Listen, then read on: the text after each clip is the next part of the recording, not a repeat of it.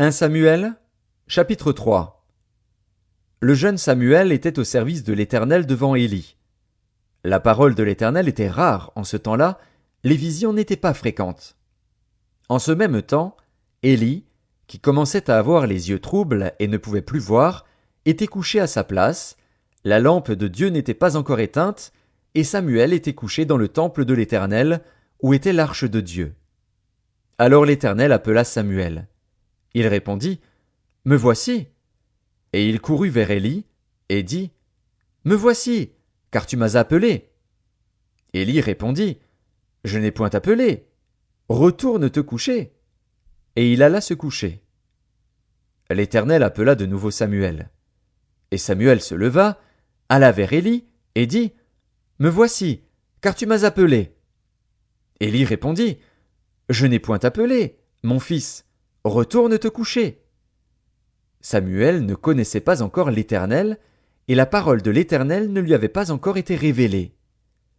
L'Éternel appela de nouveau Samuel, pour la 3e fois. Et Samuel se leva, alla vers Élie, et dit, « Me voici, car tu m'as appelé. » Élie comprit que c'était l'Éternel qui appelait l'enfant, et il dit à Samuel, « Va, couche-toi.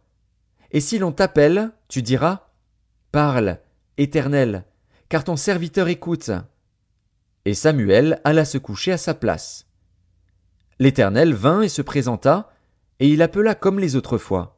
« Samuel, Samuel. » Et Samuel répondit, « Parle, car ton serviteur écoute. » Alors l'Éternel dit à Samuel, « Voici, je vais faire en Israël une chose qui étourdira les oreilles de quiconque l'entendra. En ce jour j'accomplirai sur Élie tout ce que j'ai prononcé contre sa maison. Je commencerai et j'achèverai.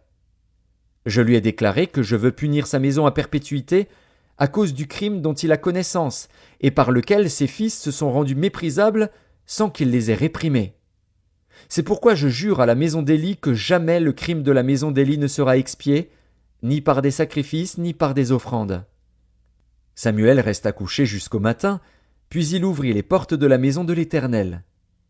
Samuel craignait de raconter la vision à Élie.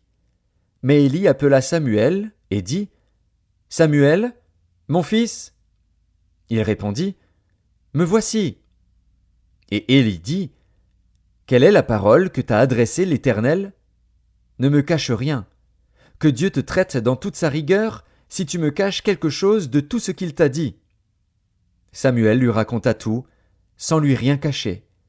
Et Élie dit, « C'est l'Éternel, qu'il fasse ce qui lui semblera bon. » Samuel grandissait, l'Éternel était avec lui, et il ne laissait tomber à terre aucune de ses paroles. Tout Israël, depuis Dan jusqu'à Beer-Shéba, reconnut que Samuel était établi prophète de l'Éternel.